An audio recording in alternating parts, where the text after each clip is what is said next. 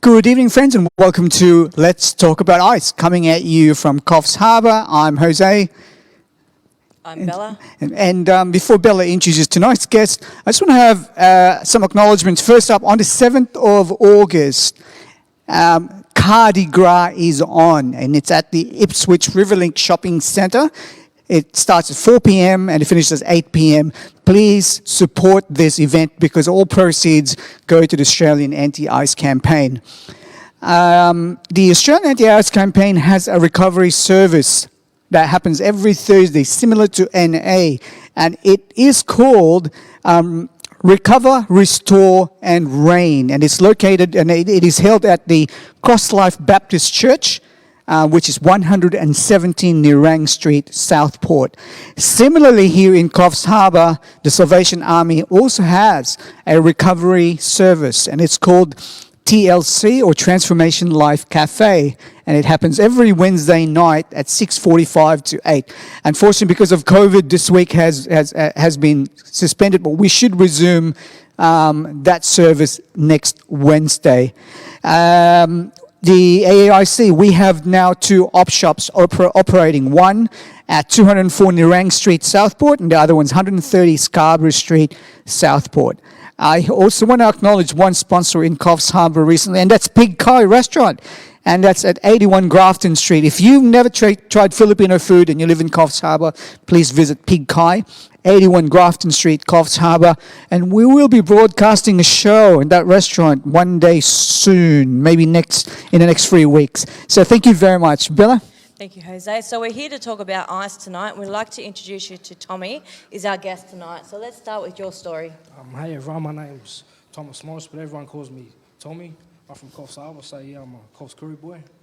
And yeah, I started using it at the age of 12.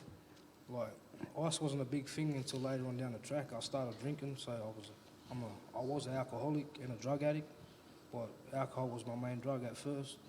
So I grew up in Coffs Harbour. I lived in a very bad environment, you know. Grew up around a lot of domestic violence and a lot of alcoholic people. And at the age of 12, I started drinking a lot just to, you know, numb the pain from what I went through and stuff.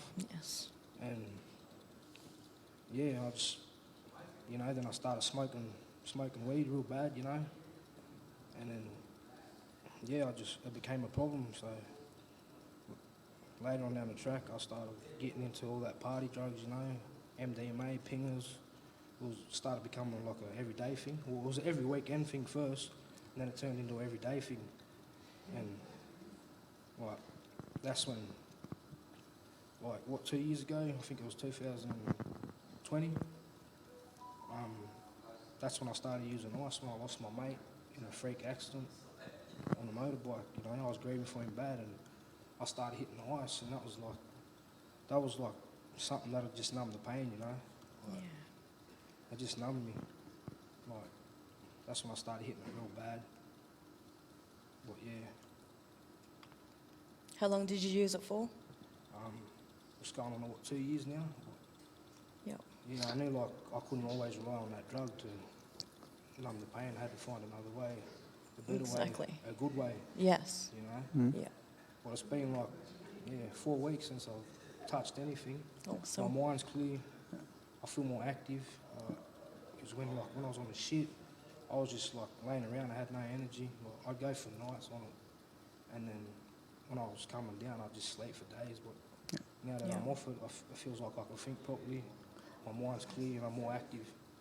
Yeah. Well, if you have just joined us, you're watching Let's Talk About Ice, and our guest this evening is Tom. Tom is local. He's a Coffs Harbour local, and he's sharing his story tonight. Now, in this program, we have different, we try and vary our guests, and sometimes we have guests with multiple years of recovery, and sometimes we have guests that are only new in recovery. And I always say, and it's very, very important, because the difference between someone with 20 years in recovery versus someone with only 1 day is that a number of days. It's just one shot, one drink, and one toke. Right? And it's very important for us to actually, tonight when you have a guest that's only new in recovery, it's very raw, right? So we went. Well, So I'm taking it day by day, you know. exactly. I'm just going with the flow. Surrounding myself with good people, Yeah. like my family, my baby nieces, my 2 sisters, my baby nephews. They keep me going, you know. Yeah, beautiful. Yeah. What I've only met you. I've only met you recently, and I'm so proud that you actually come to this show. I wasn't expecting it, but you know what I mean. Well Like I done. said, I'm just going with the flow. Yeah. Yeah. So, you, what age were you when you started drinking? 12, bro. I was a bad alcoholic. I used to drink every day. Well, it turned in, like, it was every weekend, but it turned into a daily thing. Yeah. And what does alcohol do? Well, I didn't really care at the time. It just numbed the pain for what I've been through as a child, like my trauma. Yes. I was traumatized as a kid, and like that was just something to numb the pain. And Brother, I know a lot of brothers, like, they go through the same thing. You know what I mean? I know my story some brothers can relate to it. Yeah, it's masking the pain, I guess. You can know. relate to that? Yeah, 100%. I can relate to that because I've had a pretty bad past as well. I know when I turned 16, I turned to drinking as well, and it ended up down the path into the ice use. 17 years I struggled, so yeah, I understand where you're coming from, that's for sure. Like, I don't take it just to try to look cool, you know? Yeah. I take it because there's a good reason behind it, you know? But like Yeah. I said, you can't always rely on those bad drugs. Okay. You'll look for another way to So heal what? yourself. So what made you change? What led you to this road? Just got sick of that lifestyle. Seeing Yeah. what I was doing to seeing what I was doing to my family. They didn't want to be around me. Like when I was on the shit, I isolated myself away Yes. from everyone, and I just hated everyone. But now I'm starting to love myself again, love my family. So when you were 12 and you started to use drinking, and at some point you use ice. Now, as far as I can gather, something happened. Was it the death of your friend? He died in a motorbike accident? Yeah, it was a freak accident. Like, you know what I mean? They went a bit too fast, and the bike came off, lost his life. You know, and like, this is not just my mate. Like, this is someone who we considered each other as brothers. You know, it was a strong brotherhood we had, and like, it not only ruined me, it ruined all of us. Yeah. It took a chunk out of our heart no one could ever replace. Wow. Yeah. Yeah. Can you tell us what you were going through at that point? And then how did ice come into your life as a result of that? I started touching ice because, like I said, it numbed it. I didn't feel nothing on it. Ice made me feel nothing. Every time I was off it, I'd sit in my room and I'd cry to myself. Yeah. I missed it. Yeah. Yeah. So you're Sorry for your grieving. loss. You're grieving, and I understand that. We all understand what it means to lose somebody. I've lost some. We've all lost someone, and you're right. And if someone offers you something and say this might make you feel better, is that what happened? Nah, I don't blame no one for my mistakes. I picked it up myself. Yeah. You know what I mean? And how did that make you feel as soon as you pick up? Oh, it made me feel on top of the world. I felt nothing, but you'll never ever get that feeling from like when you first had it. Oh yes. Exactly. If you keep taking it, you just keep on feeling scattered and feeling down about yourself. You either end up dead, jail, or in a mental ward. Yeah. Exactly. So when you touched ice and you're grieving, what were you doing as a result of that? What did it change? How did you change? Did you start going out, or did you isolate yourself, or what happened? Well, I used to be very social, Yeah. but when I started doing that, I isolated myself. I wasn't very socialised with people. But I'd be with a crew, all we'd do was socialise with each other, you know what I mean? But we wouldn't go out and socialise because we was too caught up in our own thoughts by that drug, Yes. you know what I mean? That's something you understand, Bella, isn't it? Yes, isolation breeds addiction. It definitely, I got to the point where I was using and I wouldn't go out, and it just overtook my life, and I threw so much away as well. It's a powerful drug, and it's very hard to come back from it. And like I say, it's only 2% that make it out. So we're very lucky to find and experience happiness without it, and to share our stories because, it's an epidemic now, and it's the world's turning crazy from it. And I appreciate you, and I understand where you're coming from when it comes to those past traumas and losing someone as well, because I lost a mate to suicide, and that's how I found my recovery. And every day I still think of him, But yeah, no, thank you. Yeah, like, I'd be surprised if people make it out of it because some people don't make it out of that dark path. Exactly. They hit the ice and they end up killing themselves. Like some Yeah. people don't make it out. So whoever makes it out, bro, is a one strong-minded person. Yeah. That's exactly right. That's why I am so proud of you for just taking that step to be here tonight, for example, Yeah. and to share that story, because there seems to be this, it's almost like a taboo in certain communities, and you don't really hear people talk much about this, about addiction. It's something that's just, they can do it themselves, but over there, but it doesn't really. But you have come out to talk about it. How bad is the problem in the community? Oh, it's everywhere. It is. It's It is. everywhere. Yep. It's everywhere. Everywhere you go. Like, I'm not going to say it's just in Coles because it's everywhere. That's right. Exactly. But specifically, how you and I got in touch with each other is that you're currently out on bail. Yeah? Yeah. That's right. And look, if you're watching this tonight, this is one of the things we do in the Australia Anti-ICE campaign. Is we're trying to help mentor kids and youths or people that are currently in ICE addiction. And the Aboriginal legal system, ALS, is currently helping Tom vary some of his restrictions so that Australian Anti-ICE campaign can actually assist him as well. And that's They've lined me up with a few good connections, you know. yeah. Like, they sent me to parole, you know, connected me with you, and now I'm up here on the show telling my story. Yeah. And it's Proud of like, you. when I open up to people, it's like a big relief, like big weight off my shoulders. Yeah. It's always good to talk about it. That's why I run my own page as well, because it's reaching out to people that need to hear the stuff that we're talking about. So it's definitely, it's weight off the shoulders. And I think the more we release it, the more we let it go, and the more we talk about it, the more that people are going to, and the shoulder, it's just going to get lighter and easier, So definitely That's understand the thing that. with, like, young brothers these days, they keep like stuff bottled up inside of them, and it like plays up with their head. All they need is someone to just talk to, be there for them, support them. Like, not for people to judge them, because that'll just push them away. They need people there to support them through that dark tunnel. Tom, why do you think that is? Why do you think brothers tend to bottle them in rather than talk about it or seek They help? don't trust them to open up to, because they can turn that against them. Yeah. You know what I mean? I can Yeah. pick the mic right up. Yeah. Yeah. So there's that trust issue. You think? You feel? Yeah. A lot of brothers got trust issues. Yeah. You know what I mean? From what they've seen in their past and what they grew up around and what Yeah. happened to them. Yeah. Yeah. You know what I mean? Yeah.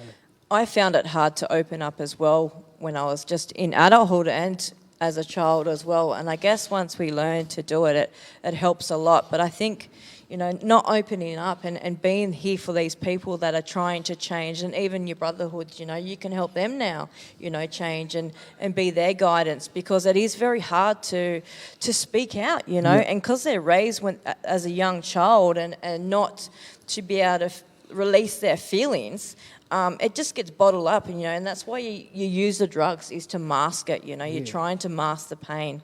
So, yeah, I understand where you're coming from. And like, that's what I want to be to my little brothers. I want to be that big brother to guide them, Yeah. Like, I want to be that brother to tell them what they need to hear, not what they want to hear. You know what I mean? How big is your family, Tom? Like, I got 5 sisters and I got 1 brother. Is your brother older? Yeah, my brother's 3-4 years older than me. And do you have a good relationship with your brother? Oh, we don't really see eye to eye, but that's still my brother. The love's still there. Yep. Yeah. Yep.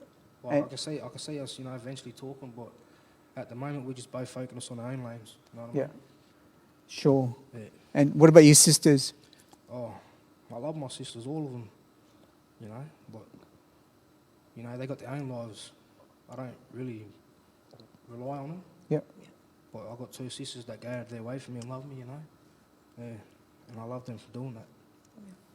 I don't know where I'd be without them. Yeah. Wow, that's awesome. What about your mum and dad? Yeah, I love my mum and dad, Yeah. They did a good job raising me in some parts, but there's some parts I still remember, and you know what I mean? But it's all good, because no matter what, they'll always be my mum and dad. Yeah. Yeah, Exactly. I guess when you start getting into recovery, you build that relationship back up, you know, and you get closer to your family. I know I'm building with my brother, you know. I didn't speak to my brother for many, many years, you know, because of my addiction. It pushed everyone away. They wouldn't really accept me as who I was because, you know, the religion is about not using, not being an addict, you know, so I kind of battled it on my own. So you will build that relationship up and get closer, you know, and closer than you are now, you know, with your family. So, yeah. I'm very proud of you. Yeah, like me and my brother, we used to be best friends, and like we still are, but we just might as well say we're having a break from each other. Mm-hmm. You know, like all we had was each other growing up, man. And we taught ourselves how to be men. You know what I mean? Yeah.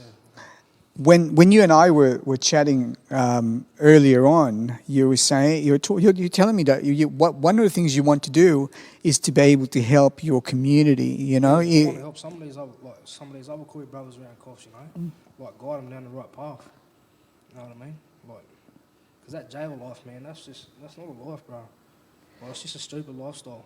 You've been lucky so far, haven't you? Pardon? You have been lucky so far, haven't you? A lot of bullets, and I slipped out of a lot of court cases for some reason. I do believe there's someone watching over me. Yeah. You know what I mean? Yeah. I don't know how, but you know, obviously God's got a plan for me. That's right. I'm glad you mentioned that. I know I said you're lucky so far, but you know, I definitely believe that there is a higher power, right? And you call him God, that is looking after you. Yeah. That you have a purpose. Well, I believe in the light 100%. Yeah. I believe in, you know, I do have guardian angels watching over me and guiding me. Wonderful. 100%. There is no life in prison. I can tell you that. Nah, there's nothing. And the fact that I haven't you've been in jail, but I've got older brothers that have been in jail for years, and they've told me stories. It's just not a path you want to go down. You know what I mean? Yeah. Awesome. So what is your plan right now, moving forward? What coping mechanism strategy you've got in place right now to Just get my mind clear, back to that innocent boy I once was, surround myself with good people, you know, like you. You've been helping me, bro. You know, get a job, start studying, and just move up. And hopefully, you know, because I do want to get out of the course, yes. you know, and start fresh, new beginning somewhere. You know, like course is always going to be home, Yes. but that's one of my plans to get out of here. Yes. But yeah, that's it. Yes. If you're watching from home, our guest tonight is Tom and brother Brian. If you're watching us tonight, please send us a message and encourage our brother Tom here. You spoke to him earlier on today, and you spoke to Brian. Brian is a top bloke, and he's helped a lot of kids out there, and he will be contacting you. You know. Yeah. And I do hope that you two get in touch because he. I'm looking forward to it. He's a good bloke. Sounds like a good bloke. Yeah, very good bloke, and we need support. Bella, and you know very well what that means, right? Yeah, support for me. I surround myself with good people, you know. I'm running a business at the moment, and this page, and it's about surrounding with people that bring you up, you know. Work on your recovery and work through the trauma and stuff that's turned you to addiction and get through that, you know, because that's the biggest battle when I got off it, was getting through that trauma and that anxiety and all this stuff that started to build up because I had mastered it for like 17 years, you know. So, yeah, no, it's really great to get a routine as well, and just, it's really one day at a time, you know. So, and that's how it works. And as you go along, you'll get stronger. But as long as you've got that good surrounding and you got people to, you know, call when you feel like you want to pick up, you know, I always would say to myself, if I was going to pick up, I'm write down the reason why you want to pick up, you know, because you got to work out what's going on in here to be able to get past that, you know. So I'm just really proud that you've come to this show and shared your story, because there'll be plenty of people who are going to watch, and you know, it feels nice. It's like a test get thrown at you. Yeah. You overcome that. You just look back like, what was I doing? And that makes you 10 times stronger than you was.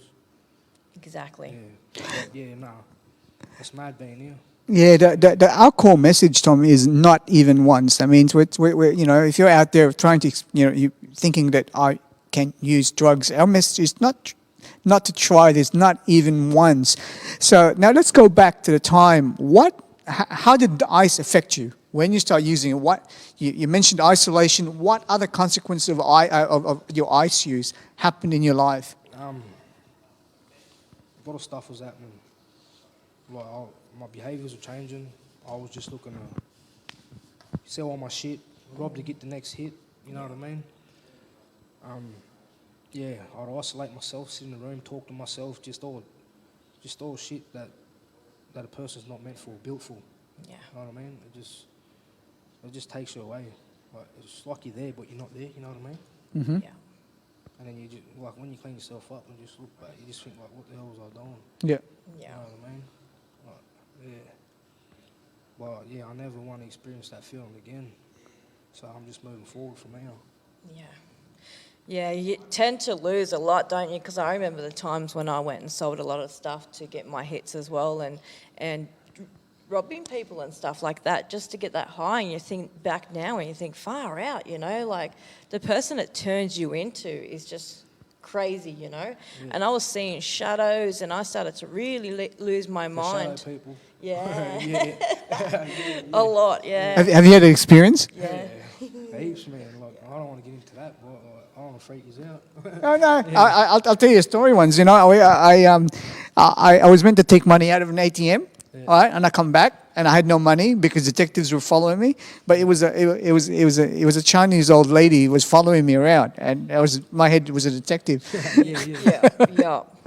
It does. It makes you paranoid, doesn't it? Yeah. And it sends you into some situations, I remember. Yeah, but I was the same. I used to see the shadow people a lot.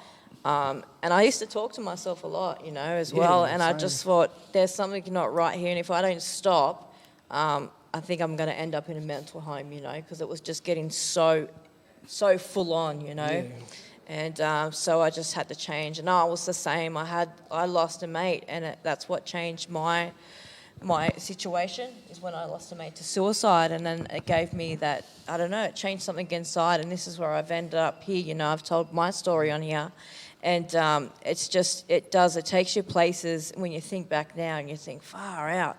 But yeah, just honestly, people, just don't do it, not once, because you can be stuck on it forever. You know, it's a drug that just takes your life, takes your family, takes your possessions, it takes your soul. Do you know what I mean? So it's just, it's the not a devil's drug. nice. It's the devil's drug. That's it. Exactly. Put it like that. It's the devil's Yeah. drug. Yeah. Can you elaborate more? When you say it's the devil's drug, tell us more about It why. turns you into a person you're not. It turns you into a very violent person. Yeah. Yeah. Like What was the worst it ever got for you? when I was running in people's houses, taking their shit, drug dealers. Yeah. Yeah, like I was very violent with them. Yeah.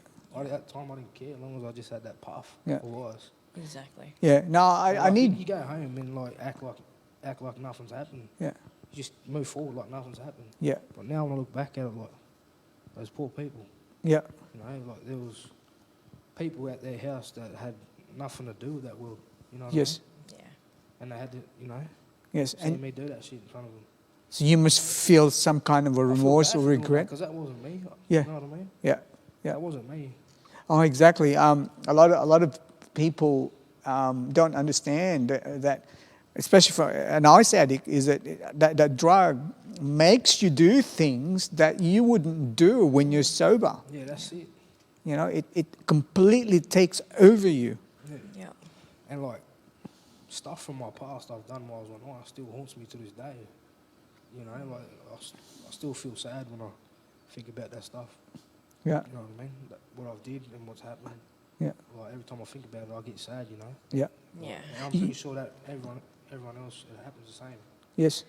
You know, that can limit you too. So what are you? What sort of program or are you going through counselling to be able to let go of those things? Nah, Because I that's not. You're not a bad person. No one is. Like I said, like I just need to surround myself with family and good people. Yeah. Yeah. And like you know, I do want to come to church Yeah. and you know, give my heart to Jesus. Yeah. You know what I mean? Yes. Yeah, that's what I need to do. I've got a strong mind to do it. I don't need anyone to, you know what I mean? One of the things I've had to do, Bella, I don't know if you've done this. One of the things I have to do above everything else is I needed to forgive myself for all the things I've done. I don't know if that's part of Yeah. your process. That's a massive thing, to forgive yourself and forgive for what you've done, because I guess that eats you up, and it leaves you in the past. You know, so you want to be in the present. So to be in the present, you've got to let go of the past. And the way I've done that is I've just retrained the mind and that. You know, because you've got to. Yeah, you sound like you've got that kind of mind that can turn That's it it. around. You know, Yeah. so. But yeah, you just got to, it's not your, as much as what you did, it's not your fault. It's the person that you become because of the drug. Honestly, it's the drug that's done it, you know, so you can't blame yourself, even though it's bad. Like, we've all done bad things, but you wouldn't do that now. So, you know, it's just the drug. I'll admit I've done bad. Yeah. I'm ashamed to admit I've done bad. Yeah. But like I said, that wasn't me. Yeah. You know what I mean? We can always move forward from addiction in the past as well. I think it's a big thing to move forward and just try and stay present. And I think when they go to the meetings and that they do the 12 steps and you can amend that when you go back to it. But yeah, there's ways to get through it, but you can't be very hard on yourself because Take day by day. yeah, you gotta keep on the saddle, you know, Yeah. 100%. Yeah, but first thing, the key is that, you know, is really self-forgiveness, that I am worthy to be loved and I'm worthy to succeed in life. I'm worthy to have all these things, you know? Well, I used to, like, when I was on the shit, I used to think, no one loves me, this and that, you know? But when I got off it, my sisters and my baby nieces and baby nephews, they showed me that they really cared and loved me. And being around them made me feel loved and it made me want to change. Yeah. Yeah. It's And I awesome. love being out there, like at my sister's house, being around them every day. Yeah. Give us a story. Give us an example of what happened recently. Oh. Every morning when I wake up, my baby nephew he runs and he jumps on me. Wow. It's like Amazing. my little alarm. You know what I Yeah? mean? Like, Yeah. yeah, he wakes me up. Yeah. Beautiful. Yeah. And my little niece. Wow. Wow. I had, in addiction, I've had nephews and nieces that never met me. Yeah. Never knew who I was until I come into recovery. So you are so blessed to have that, because the alternative is this. And Andrea Simmons, the CEO and she always talks about play the tape. Now, when I say play the tape, I'm showing my age. You know, you probably don't know what a tape is. It's a cassette that you put in, right? Yeah. So I said play the tape and play it to the end. No, I think I know what they are. So anyway, what you see is a play it and watch it to the very end, and it will either lead you to jails, institutions, or death, right? And when you wake up in the morning, you've got your nephews, I'm bouncing up and down in your right. The alternative for me is when I wake up in the morning is I have no choice, right? I have to muster up at 7 o'clock. And what muster up is that they take all the prisoners out of the cells and they line up. And then I have a choice. You've got I love your hat. I love your hat too, Bella. Right? And you've got clothes, right? When you go to prison, you have a choice when you wake up in the morning, whether or not you wear the green T-shirt or the green T-shirt, Yeah. or the Dunlop volleys or the other Dunlop volleys. So that's the alternative. So you are so blessed. Yeah. For sure. Yeah, well, anyways, that's my story. So, Thank you for coming on to the show. And yeah, please reach out. I've got a page as well that's Was an Addict. And we all have a group there as well that's all around the world. So it's great to have you aboard as well and share your story. And yeah, I'll leave it yeah, to you. Bella. Well, we've still got 20 minutes to go. We're not finished yet. But Bella, Bella's got his page, right? It's called Was an Addict, and it's wonderful. We'll add you in that, and it's a wonderful group, you know. I'll And give it a like then. yeah, people there to support you and encourage you. Yeah. So tell me about. So you're currently out on bail. And the hardest thing when you're on bail or on parole is really about associations. Yeah, well, the hardest thing about being on that is I've been controlled. I can't do what I love. Yeah? I can't go out and do nothing. You know, I'm on house arrest. I'm on 8 curfew. I got to report every day. Like the government is controlling me, and I can't do what I love. Yeah. And I love going fishing all the time with my brothers. You know, Yeah. but I can't do it. I ought to do what they tell me to. till I'm off it. I love the fact that you mentioned that the government's controlling my choices. You know that I love to do this, but I can't do that. And the bottom line is that we all have choices, but we exercise the wrong choices, and now they've taken that choice away from us and saying, no, you can't exercise your choice properly. I'm taking it away from you. But and then they're going to start slowly giving back to you when we do the right thing. But at the moment, it's very difficult. I really feel for you because it is not easy. I know I have been on parole. I never finished parole in my life, man, because it's so difficult and your conditions are so strict. Yeah, it's kind of like I just want to own myself again and be free and do what I want. Yeah. But I'm being controlled by the government. And that's one thing I can say to these little brothers, man. You don't want the government to control you. You want to do what you want, own yourself, and be free. Freedom is a great word, isn't it? And at peace with yourself. Yeah. That's right. But you will get that all back. You will get that all back. Yeah, I see it Right. coming. Right? You'll see it slowly, little by little, you will have that freedom. When you start exercising your choice, you wanted to go and study, and you mentioned you wanted to do some work with the Australian Anti-ICE campaign, and specifically to help your community. I love that because there is a lot of work that needs to be done. Yeah, I want to help, my people, my little Coffs brothers, and not just my culture, other cultures too, that can relate to my story. Yeah. What do you think your brothers watching this show will say when they see you? When they see you watching this when we go on air, what do you think will they They'll say? be just spinning out like, "Ha, go away, Tom." They'll be spinning out, but they'll be proud of me. You know what I mean? Yeah. Yeah. Shout out. Do you want to say hello to them? Yeah. Shout out to my brothers, my Coffs Crew brothers, CKB. What does CKB stand for? Coffs Crew boys. Coffs Crew Boys. Yeah. Awesome. And rest in peace to my brother Jarvis Fermal. Yes. Bella? That's amazing, yeah. Sorry for your loss as well, yeah, I know how that feels, but it's been a great journey. It's been great talking to you as well, and I'll add you to that page. And what I would say to you is just set up a routine, and because if you're not allowed out, just do a home routine with the gym or anything to keep your mind busy, Yeah, well, as soon as I get off house arrest, I'm going jogging straight down that beach. Yeah, awesome. What a great place to live in too, Coffs Harbour. It's beautiful here, eh? There is something I want to talk to you about, and we still have plenty of time. And let's look at from your culture, right? Let's talk about your culture, especially in the aspect of spirituality. Nature and the beach. I mean, I'm pretty sure that's a big thing in your culture. Now that's taken away from you because you've. On my mum's side is the Gumbaynggirr tribe, and on my dad's side is the Dunghutti tribe. So that's Kempsey and that's Coffs. Yeah. And some of us spiritual Corey brothers just love being out and open in the bush, down the beach. It just clears our mind, fishing, all that type of stuff there. Just clears our mind, like real down to earth stuff. Just helps us balance our energies out. Yes. And that's one thing I love doing is being down the beach, in the bush, and walking. Clears my mind. Wow. You know what? Why don't you tell us about your mum's tribe and your dad's tribe? What's the difference and where they're from, where they're situated? Different territories.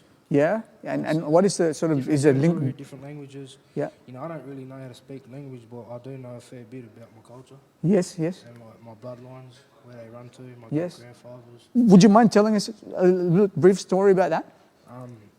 No, I don't really want to get into that. Yep. Okay. Fair enough. It's like that's like kind of cultural business. Yes. You know what I mean? I It's understand. just a big story, but I don't want to get into that. But the spiritual side in terms of nature and the beach, that's part of us. yeah, Aborigines. and you love that. I love it. Yeah. I'm down to earth, man. Like, if it's something I could do every day, walk down the beach, fish, I would. And do you do that these days? Yeah, if I wasn't trapped by the government on bail. Yeah. Wow. Well, I need you to reflect on that because, when I was in addiction, 13 years, I lived in Sydney, right? And you know what Sydney has plenty of? It has plenty of beaches, right? But the closest I was to the beach when I was in Sydney was a mural, The MRRC detox unit has a mural on the wall and it's got a picture of an island and a beach. That's the closest I ever got to a beach in 13 years of addiction. Yeah. Yes. So I want you to remember that when you look at your life about nature and the beach and the spirituality side in your culture, because if I said play that tape forward, there might come a time when even that's taken away from you. Yeah. Yeah, like, no, it kills me when that's taken away from me. It's like taking my freedom away. Yes. You know what I mean? And it does make you feel a bit depressed. Yes. But I know eventually I'll end up doing what I love every day. Yes. You know what I mean? You're doing that, no? Yeah, you are. You are doing that. Yeah. It's got to stay strong, and eventually you'll be allowed out to do what you want to do. Yeah. And it's just a waiting game for at the moment, you know, Yeah, that's and it. get that freedom. But where you're at the moment with your life is just truly amazing to experience it off that ice, and it's just amazing to feel that feeling, right? When Yeah. you wake up every morning and you don't need to go and chase it, you know? That there is just amazing for me. I love waking up and just waking up to my team, you know, this team from all over the world. Yeah. It's beautiful. Before, I didn't even want to wake up to life itself, you know. Yeah. It was nothing to it but chasing it, getting on it, staying in the room and just watching the shadows, you know. Yeah, It's that's just right, it's yeah. just nothing in it, you know. And so where you're at in life now is just truly a blessing, you know. And there is something watching over you, obviously, because this is why you're here. 100%. And we're all here to support you as much as we can. Yeah, thanks. Yeah, thank you. There is that webinar that you and I attended one day during the week, and there was a guy. What's his name? Rick. What's his last name? Rick Rick Gutman, and he had this he's one amazing. liner, right? And he said, "From outcast to broadcast," you know, and that was so powerful because like we are all outcasts, you know. Yeah. You know what I Yeah. mean? Like, I've been in and out of prison many times. You're an ex-addict. You're currently on bail. And guess what? We're talking here in front, Yeah. talking to people about how drugs affected our lives in the hopes of helping a suffering addict out there. Yeah, I think we're a different breed. Us people that have been to jail and used, you know, we're different to the world. And that's why we come together as one, because we stand together stronger, and that's what we're about, you know, spreading it. Because you know, people judge us. You know, you go out to get a job and they say, "Oh, you've been to jail, or you're an addict, or whatever." It's just like, no, they don't give you a chance. You know.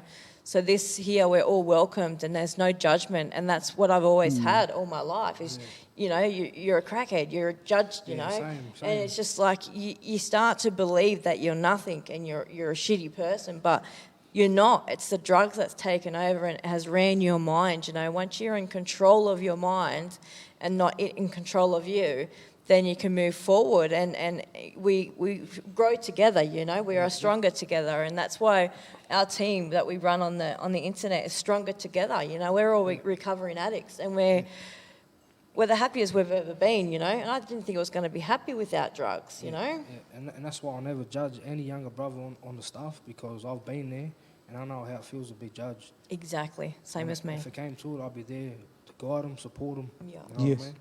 That's right. I'm so proud of you. Never let someone's opinion of you, never let someone's opinion of you become your reality, Yeah, that's it. right? Never let them, because you're in control of your life. You're here today, not, you know, and it's one day at a time. 6 years ago, when I was homeless or I was naked in one of those clothing bins, right? No one would ever thought, I would never think that one day I'll be sitting here, right? And in 5 years' time, when you're out there and you're helping your community, right? And you'll be thinking, wow, 6 years ago I was at the Salvos Church talking about this. I never realized this has happened, right? And that's how dreams become reality, you know. And Rick says it's all about an idea, you know, until it becomes big enough for you to hold on to. Yes. 5 years from now, when I'm clean, that's the life I was dreaming about when I was in addiction. And I'm just going to look back at it and just leave it to the past. Well, so today let's go through in your journey. You're currently out in bed. So what are the things that you have in place to make sure that you succeed? You don't breach your bail conditions. That when you next time you go to court, you will get a favorable sentence and stuff like that. So staying away from trouble and Like I said, surrounding myself with my family. yes, I'm looking forward to do a few courses. yes, I'm going to get my sister to line up yes, and accomplish some tickets, yes, and that will make it look good in court. yes. And that's a start, isn't it? That's a start. Exactly. Yeah, definitely. Did you have to go through things like that? When I was recovering, I stayed at home for 2 years. I isolated for 2 years, and I rebuilt myself in 2 years in my own house. You know, It does take a long time to rebuild it yourself. does, it does, and it's one day at a time. You know, so it takes a lot, but eventually we get there. And if you got your family, keep your family around, keep in good times, and write those goals down. You know.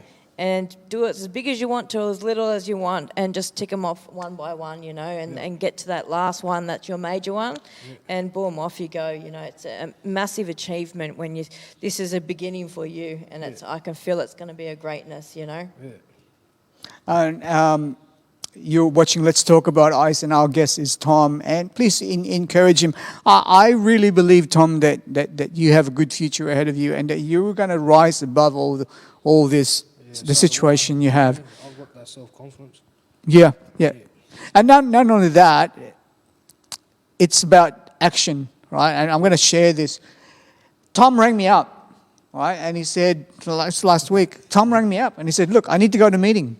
Can you come pick me? And I was impressed, right? Because I do a lot of work with Joanne from the Coffs Probation and Parole. If I send you a list of the names that she sends me, right? You'll be surprised. She sends me people and says, look, can you help these guys up? Not a problem. I'll ring them up, right? And say, oh, yeah, I'll call you back, right? And then they'll call me back. So, oh, can you take me to a meeting? I said, yeah, not a problem. And I'll go and I will drive there, right? And then when I get outside, oh, I'm not there. Sorry, something happened. There's an emergency. I'm in the hospital. Or, oh, sorry, I had a flat tire. I couldn't get there. But you didn't. You rang me up and said, I'm here waiting, and I'll come and pick you up. And then you attended the meeting. And not only did you attend a meeting, but then you shared in the meeting. Yeah. That's awesome. You're making the moments count. And I am proud of you. And I think you have a very, very, very good chance at recovery. And I think you have a good future ahead of you. Thanks, bro. And I really think that you're going to make a difference out there in your community, helping those in the same situation as you are now. Yeah. Same as Bella, like, That's what I want to do, you know. Yeah. Help other younger brothers out there. Yeah. Wrap it up. no, yeah, go ahead. We've still got time. We've still got another 10 more minutes. All right, you can talk. I'm sorry. Why don't you tell us about Which are your goals? Job, woman, babies. Oh, really? I love it. But what kind of? You said you want to study. What area did you want? What field do you want to study in? Like I said, I love being out in the open, so landscaping, yeah, that's, all that. Yeah. I wouldn't mind doing something like this, you know. Yeah, absolutely. Working for the community and Yeah, absolutely. I really want you to be part of this, especially in your community. We need someone like you. Yeah, well, that's what I want to do. I want to be someone in the community to help guide these younger brothers, you know what I mean? And get paid for it. Yeah, and just I for do the it for doing. free too, just because, Yeah, I've got love for everyone. yeah, absolutely. And you've got a very big heart, and you're very genuine, too. I was going to say big heart too. Yeah. You can feel it, eh? Yeah. His energy is beautiful. Yeah, well, a lot of people awesome. say I've got a good presence, you know. Yeah. You have, mate. You have. Big presence, yeah. You might be a big star out there, like a Denzel, I'm not looking to get that big, but you never know. You never know. Well, but you never know. But it's one day at a time. As long as whatever happens, you don't pick up. Yeah. It's hard when you're surrounded with friends who are still using. And it's hard when we still have Because life happens. Problems still happen in life. Well, any real brother that is a brother of mine, they will respect what I'm trying to do. You know what I Beautiful. mean? And like me doing that, it means I have to be by myself to get my shit together. You know what I mean? Yeah. Yeah. And if they are my brothers, I respect that. Yes. Yeah. Yes. Now, this is so true, and I want you to understand something, right? When in addiction, it will cost you. Right? Addiction costs you money, it will cost you friends, and it will cost you your family when you start using. Friends who are not using, they're going to go away from you, run away from you. Now, when you go into recovery, it's going to cost you the same thing. Friends that are still using, they don't want to be part of your life, right? And sometimes it might mean that for your peace of mind, you might have to stay away from certain members of your family that's going to cause you trauma. Sometimes it might cost you money because right now I'm not going to work or I'm going to study instead. Yeah. But what you got to remember all the time is that there are support networks in Coffs Harbour. You've got my number, you've got Brian's number, Bella, and there's some support group. You got to remember that. But most important of all, and you mentioned Jesus, you mentioned God. I do believe Jesus is my saviour. Yes, Yeah, yes, like, I Yes. believe him 100%. yes. You know what And I want you to get hold of that because I do have some sponsors, right? Sponsees that will ring me up and say, Jose, I'm struggling. I want to pick up. And I said, so what's the first thing that you've done? The first thing that I've done is to call you. And I said, no, that's not the first thing you should be doing. The first thing you should be doing is go kneel down and pray to God to stop that, to take that need away from you. And then you call me after that. I mean? Yeah, like when I hit the shit, like the ice, Yep. because I used to pray every night Yes. to Jesus, but when I hit that stuff hard, I didn't pray. You know what I mean? And when I got off it just overnight, I said a little prayer. I said, Jesus, send me an angel. And I went to sleep and I had a dream. My brother Jarvis came to me in my dreams. And we were wrestling around with each other because, you know, that was my brother. We used to wrestle around all the time out here, you know, have little spar fights and stuff, you know. And he came to me. That's Yeah. amazing. Well, getting me teary. And then I woke up and I was just all smiles when I woke up. Like, yeah, you know, I know he's watching over me. He answered my prayers, you know what I mean? Wow. Yeah, it was mad. Well, that's really that's awesome. Now I was scared when you said that because Bella likes to cry, and I know, it's typical. I'm glad that she's just down there, brother. You know, so just be mindful, be mindful of that. Be mindful of that.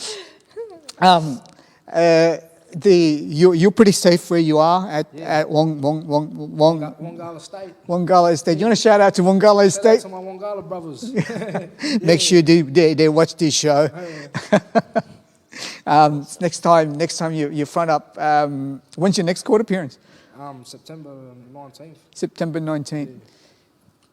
I will be praying for you, brother, and I hope you do get good result. Yeah. You know, Thanks, bro. because we're here in the business. We want to help.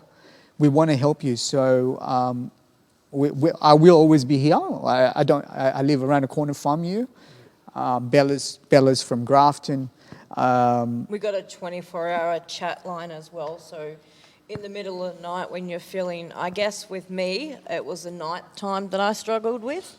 So we got a 24-hour chat line. So if you just go into that chat and say, I need to talk, female or male, and then someone will get back to you and push it over to a private conversation and try and get you through. So there's heaps of options out there with that page as well. You're never alone, that's for sure. Yeah, thanks for that. And I do hope that I hope I see you here on a Sunday. Now we've got like the next 4 minutes, right? I want you to talk to your boys out there, right? Talk to your boys right now and say, if you have to tell them about I'll just ICE. say like to all my Coffs Crew brothers, like I'll just say to all my Coffs Crew brothers right now, if you think he's got no one, I'm always here, my brothers. You know what I mean? My message is always open. Yeah. How about ICE and staying away from that sort I'll of thing? just say like get off the shit. You know, there's so much more things to life than just ice. So much more other fun things. You know what I mean? Absolutely. You know about that, Bella, don't you? But Yeah, it's since I've taken it, it's destroyed my life, you know. So it's not even once, as the saying is, you know. It doesn't make things better. It doesn't bring you happiness, and it doesn't bring you a house or anything. It doesn't bring you family. It just pushes everything away. So the plan is just not to use at all, not to pick up.